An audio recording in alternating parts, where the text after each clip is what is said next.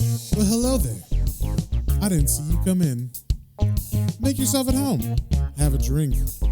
While I give some attention to some underappreciated characters and storylines that I personally love. And I hope you grow to love as well. Hey there, everybody, and welcome back. Today we're reading Swamp Thing number 149. And just a little catch up on what's been going on.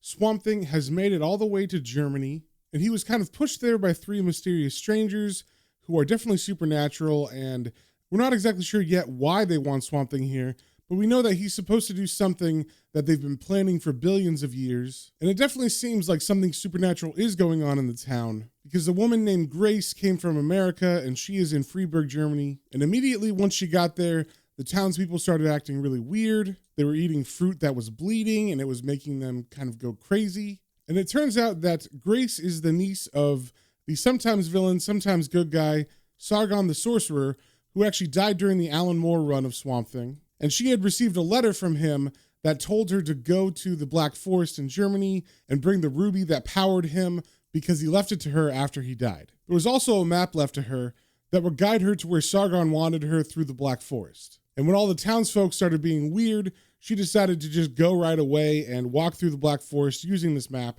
And we were left with her finding this old lodge in the middle of the forest, and waiting inside for her was her uncle who had returned from the dead and waiting for her to bring him his ruby. And that's where we left the last issue, with her giving him his ruby and him gaining back all of his powers and seemingly about to do some evil stuff. So first things first, with issue 149, we got the cover. We see the three mysterious men who've been manipulating Swamp Thing in the background.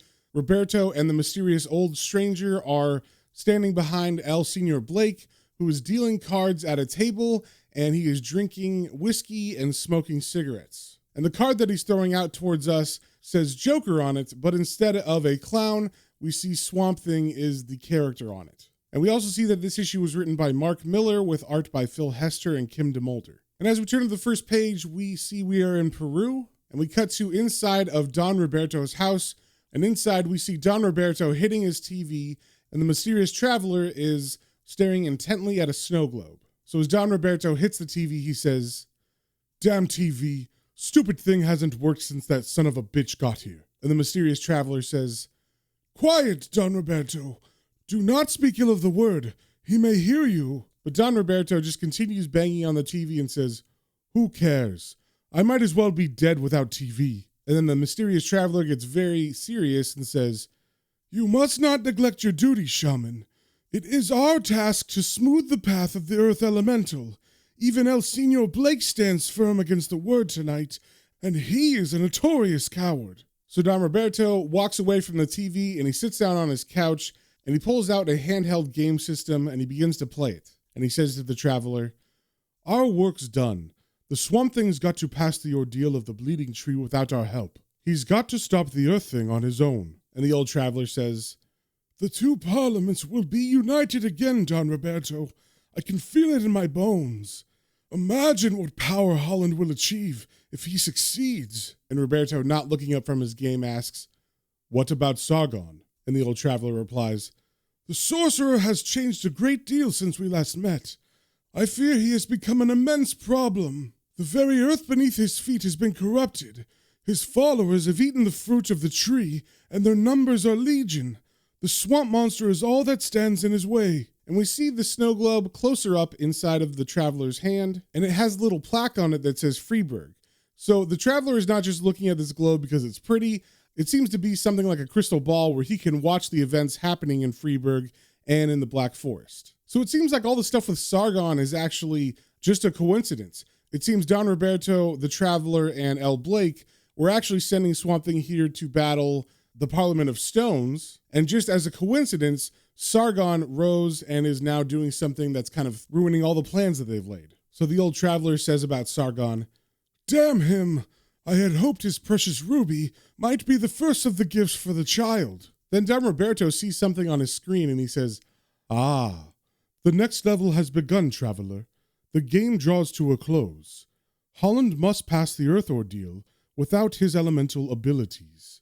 The champion of the Parliament of Stones is almost ready for battle." Then we see the screen on his game console says Level 9 Earth Thing, and then there's a big rocky construct kind of in silhouette on his screen. And we see the name of this issue is The Root of All Evil. And we cut away from Peru and back to the lodge in the Black Forest, where we see all the townsfolk have gathered outside and are just waiting in the snow. Then we cut to the inside of the lodge and we see Grace and Sargon eating dinner at a very long table, and they're sitting on either ends of it. And Sargon is using his magic to serve them food and drink. And he says to Grace, "Another glass of wine? My cellar has matured magnificently in my absence." And Grace replies, "Yes, thank you." And then as a bottle of wine hovers over to her and tips itself so the wine pours in her glass, she says, "I don't get it, Uncle Johnny. You're taller than I remember, and your face looks so different. What's happened to you?" And Sargon replies, "These rags I wear do not belong to me, my dear. I borrowed this frail body from an old man, and I shall return it to him when my work is done." And Grace is kind of shocked by this, and she says, "You borrowed a body? That's sick." And Sargon looks up, and he didn't like that, and he says angrily, "Do not condemn me, niece. There is no evil to my actions. I have returned to save mankind from eternal oblivion, and nothing more." Then we cut to a flashback where Sargon is narrating, and we see we are in the Black Forest, and Sargon is at the lodge that they're in right now, and the narration says, "My tale begins more than 30 years ago, at the heart of the German Black Forest. Once upon a time, this was a magical land. All the best stories are rooted here. I had stolen a secret from the Vatican vaults and needed a safe place to hide my loot. A band of costumed thugs from America had been called, and I knew time was running short." So we see Sargon rushing into the lodge, and Sargon's narration continues, saying, "I gazed at my prize, history throbbing in my hand, and the tears welled up in my eyes. This was an apple plucked from the tree of forbidden fruit, eaten by Adam and Eve, man's first desperate grasp at the illumination of the soul." And in this panel, we see Sargon admiring and kind of looking in awe at this apple that has a bite taken out of it. Then we cut to Sargon in the Black Forest, and he's on his hands and knees, and his narration continues, saying, "I buried my stolen treasure in the ancient earth, whispering a prayer to something much older than God. Never again would I fear an eternity in the pit, shackled forever to the physical plane. This was my passport to heaven." Then we jump a few years later from that moment in the Black Forest, and we see Sargon's corpse is smoldering in a room, and his body's actually leaned over on a table, because this is where the seance happened that was led by John Constantine that stopped the void or the darkness from destroying all reality. And Sargon's narration continues, "My own death arrived some years prematurely. The circumstances are not important. The battle for good or evil, perhaps. In truth, I cannot remember. My one recollection of that awful moment was every sense fading to black, as though someone had switched off an old television set, and then everything went dead." Then we leave the flashback and we cut to present, and Sargon continues talking, saying, "I am not naive enough to suggest I had been sent to hell. I was merely trapped beneath the physical and the spiritual, huddled in the darkness with the countless others who failed to reach the overmind. These souls were not demons. They were ordinary people, bound to the earth by their own ignorance. I was moved by their plight and vowed that one day I would set them free." Then we cut back to the flashback, and we see an old man waking up in a hospital room. And the narration continues, saying, "I searched through the darkness until I found a pinprick of light, a stress point in the natural world. Focusing on the circle, I made it bigger until I could smell the scent of hospital bleach, the insect buzzing of conversation, getting louder and louder until I sat up and looked around the ward, amused by the fluttering of the nurses, like bright little birds. My host was weak and easy to manipulate, having lain comatose for a number of years." So we see the old man sit up in his bed, and then he slowly staggers over to the window in his hospital room. And his narration continues, saying, "Outside, I could smell the fresh pine of the Black Forest, and I was old enough to know there is no such thing in the world as coincidence. I knew I had been sent back here for a very simple reason." Then we leave the flashback again and cut back to the dining room, and Sargon continues, "My magical career has been devoted to gaining knowledge. I aspire to the illumination of the overmind and my stairway to heaven lies here in this woodland. The apple I planted 30 years ago is now a tall tree, bearing strange fruit and reaching up into the heavens.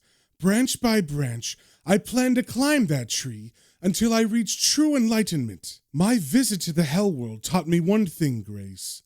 I have learned that I am the new Messiah, he who died and rose again. Then we cut to Grace, who's terrified, and she kind of says under her breath, Jesus Christ. Then Sargon finishes his meal and he stands up from the table and he says, the dead have shivered in the darkness too long, my dear. I'm forcing open the gates of paradise. But it seems Grace has had enough. She's too terrified. And as Sargon has stood and kind of turned his back to her, she takes this opportunity to run away. So she jumps from the table and rushes out of the room. And Sargon turns and says, Grace, where are you going, girl? I haven't finished talking yet. But she doesn't stop. As she hears him yelling this behind her, she rushes for the front door. But the second she gets outside, she stops dead in her tracks and says, oh my God! Then we turn the page and we see what she sees, and it's all the townsfolk waiting right in front of the door, and all of them have weapons in their hands. And Sargon is standing in front of them. So he magically just appeared there outside the doors. And he says to her, as I was saying, I am the new Messiah, and these are my disciples.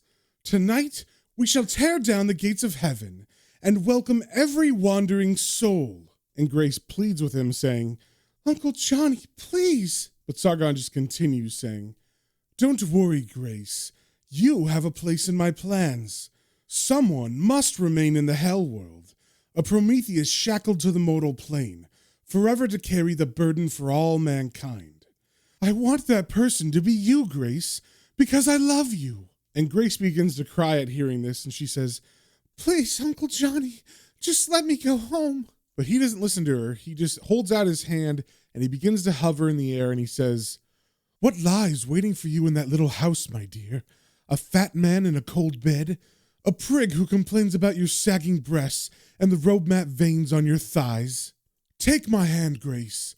I don't want to hurt you. I want your life to mean something again. And at first she looks at his hand like she doesn't believe him, but I guess he makes a good enough point to convince her, because she ends up grabbing it, and then she begins to hover in the air with him. And as she hovers over the townsfolk that have weapons in their hands, she kind of whispers to herself, oh Lord, what am I doing? And then they begin to fly towards the tree, and Sargon comforts her, saying, you have made the right decision, Grace. I believe you've seen the light. Then we cut to inside the town of Freeburg, where Swamp Thing is walking around trying to figure out what's going on with this town, because everybody just seems to have disappeared. And as he looks around on the streets, he hears someone whisper, oh God, you've got to help them. They took everything.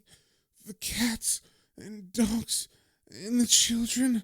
They took everything. And when Swamp Thing turns his head to see who's talking, he has a very shocked look on his face, and he says, please, do not try to talk. You're in shock. Then we see who he's talking to, and it is the truck driver from the last issue who helped Grace get into town. We can't see her whole body yet, but we can definitely tell that she has blood on her face and a bloody shirt, and she's leaning against a building, and she says, what are you talking about? There's nothing wrong with me. Then we turn the page, and we get a half-page splash of her dead in the snow. And we can see besides the blood on her face and neck, she is definitely missing an arm, and that is probably why she has died, because she's bled out in the snow. So Swamp Thing kneels down beside her, and he takes the doll that she had in her hands that used to belong to Grace, and then he stands up slowly, and he begins to walk away from the body, and his thoughts say, dear God, what has happened in this terrible place? What in God's name do they plan to do to their children? My own problems are overwhelming, but I cannot turn away if innocents are in danger. I must do what I can to help. And then he takes off running towards the Black Forest. Then we cut to South America in the bar where Señor Blake is playing cards with the mysterious man only known as the Word. And Señor Blake says, you hear that, hooded man? I can hear them heavy feet crunching in the virgin white snow. The swamp creature's heading for the eye of the storm. Didn't I say he's on the side of the angels? And the word replies to him, The battle with the sorcerer does not concern me. There are others to take care of such matters. I seek to destroy the earth elemental, because one day he will destroy this world. It has been written that this power will rival my own, and I will not tolerate such blasphemy. And while he's talking, Señor Blake is looking at his cards, and we can see an ace of spades, but it doesn't look like he has too much other stuff. I see a 2 and a 3, but the rest of them are kind of blurry in his hand. And he says to the word, You known old Blake for a long time, hooded man. You should have learned to trust me by now. I done this once before, remember? And the word replies, The word puts his faith in no one, Blake. Nothing may stand before my holy verdict. And El Blake replies, Some laws even older than you, hooded man. I just got to win one game of cards, and you can't lay a finger on Swamp Thing. And of course, the word does not like that, and he says, Your impudence does not amuse me, Blake. I have not lost a game of cards in 10 million years. The earth elemental will be crushed. And Señor Blake takes a drag of his cigarette and he says, Maybe not by your hand, hooded man. Strange preparations are being made deep beneath the earth. The Parliament of Stones are building a monster to get there first. And the word looks Blake right in the eyes and says, I do not care which of us destroys the Swamp Thing. My only desire is its ultimate annihilation. Now, silence, Dark One. I grow impatient. Let us begin our game. And it looks like they're playing some kind of poker. I'm not sure which, but Blake had looked at his cards already, and the word hadn't, so I'm assuming now the word will look at his cards and their game will begin. Then we cut to a realm, I'm assuming deep inside the earth, where the Parliament of Stones is talking to the spirit of Nelson Strong. And they're saying, We are the Parliament of Stones, Nelson Strong, the elders of the two bodies which preside over all that is of the earth. We have waited since the first signs of natural life appeared on this peaceful rock, and our sister parliament was formed. Like the Parliament of Trees, we too desire an elemental champion. It is time to decide who should represent the earth in the new age, which will soon be upon us. We have selected you to battle the plant god Nelson Strong. Everything you once were is now dead and writhing with maggots. Only the hatred has survived. You must use this hatred to destroy the Swamp Thing. We demand a victory for the Parliament of Stones. And underneath this talking, we see some panels of Nelson Strong's spirit becoming enwrapped in this red liquid. I'm assuming it's lava, and that is giving his spirit a form of like a human, a crust of black, craggy rock. Then we cut back to the Black Forest in front of the Tree of Good and Evil, and Sargon and Grace land in front of it, and all the townspeople have followed them here. And Sargon waves to the tree and says, Look at my tree, Grace. Isn't it beautiful? Its branches reach up to the highest heavens, but its roots feed on the misery of hell. I wish the others were here to share this moment with us. The Black Lodge belonged to an old friend of mine, a gentleman called Eugene Grosh. He used to hold the most wonderful parties. Everyone would be there, absolutely everyone. He would have given anything to see what our eyes see tonight. And then he notices Grace isn't really paying attention to him, and he says, Grace, are you listening to me? And then he looks down and he sees that she is standing in a puddle of urine that is frozen on the snow. And she has done this because she is looking at Swamp Thing in the crowd, and he bursts forth and says, This profanity ends now. And then he stands in front of Sargon and says, Allow these people to return to their homes. I will not warn you again. But Sargon just kind of smiles and he turns to Grace and he says, Come, Grace. This monster is amusing to look at, but we can afford no time for distraction. There is work to be done tonight. And then Swamp Thing puts his hand on Sargon's shoulder and he says, You do not understand. It was not an option.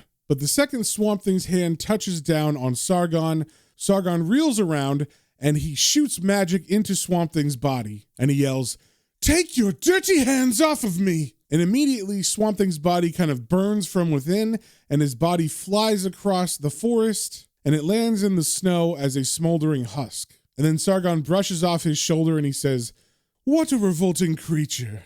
I wonder what it was." And then he begins to hover in the air again, and a magical light begins to swirl around his head and his hands. And he addresses the townfolk saying, "Gather round, my friends. Stand closer.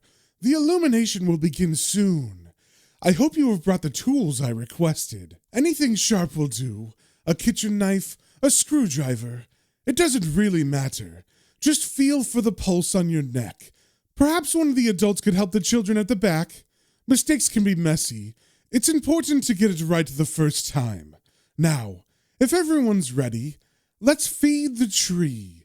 Slit from left to right." And all the townsfolk obey him, and they put their weapons to their throats and their children's throats, and they slit them. And Grace watches in horror, and she says, "Oh, Jesus." And as the snowy ground around them gets covered with blood, the tree itself begins to feed and grow taller, and Sargon says, "Listen to the sound of thunder as the heavens part. Look at the tree grow stronger, feeding on the blood of my disciples." And Grace tries to protest to Sargon, saying, "These people are dying, Uncle Johnny. I thought you said no one was going to get hurt." And he replies to her, "Just a little white lie, my dear. Please don't be angry with me." And she says a prayer under her breath, saying, "Oh Lord, don't let this be happening." And Sargon actually hears it even though it's under her breath, and he says, "Why, Grace?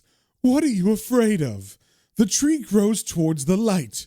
A new dawn beckons for all mankind." Then we cut to a shot of Swamp Thing's smoldering corpse, and it seems he's still alive in there, and he's looking at the tree growing high, and he says, "Oh, no." Then we cut back to Sargon, who's hovering higher in the sky, and he's following up the trunk of the tree as it grows higher. And he says, "Rejoice as the devil's oak takes its place in the gardens of heaven." And Grace protests again, saying, "Stop it, Uncle Johnny. This isn't right. We shouldn't be doing this." But Sargon doesn't care, and he says, "Hush, Grace. Can't you hear them? Scratching their way to the surface world, beating a path in the darkness." And Grace answers, "What's that sound? Like an earthquake." And Sargon replies, "Look around you, girl. The souls begin their climb towards the peaks of enlightenment. Tonight I shall drain the abyss dry." Then we see something burst from the dirt next to Grace, and she backs away and looks at it in horror and says, "Oh God." And Sargon looks at her and says, "Do not be afraid. These are God's new angels. The illumination has begun." Then we see hordes of dead bursting from the ground and begin to climb the tree. Then we cut back to the card game in South America with Señor Blake and the Word. And the Word shows his cards to Señor Blake and says, "A royal flush. The first game belongs to me, Señor Blake." And Blake looks at him defiantly and says, "It's not over yet. Not until I show my hand." And curious, the Word commands, "Let me see your cards, Dark One." And Blake shows his cards, and he doesn't have anything. And it seems like he doesn't care because he takes a drink from his glass and he says, "So much for beginner's luck, huh?" And the Word says to him, "The ancient law decrees that you must win 1 game in 3 to stay my hand, Señor Blake. You have only 2 chances left. Lose those games, and the Earth's elemental life is forfeit. This I vow." And that, my friends, is the end of the issue. So if you guys have any comments, questions, or suggestions, you can email me at planestrains.and-comicbooks, all one word, @gmail.com. And remember, until next time, stay swampy.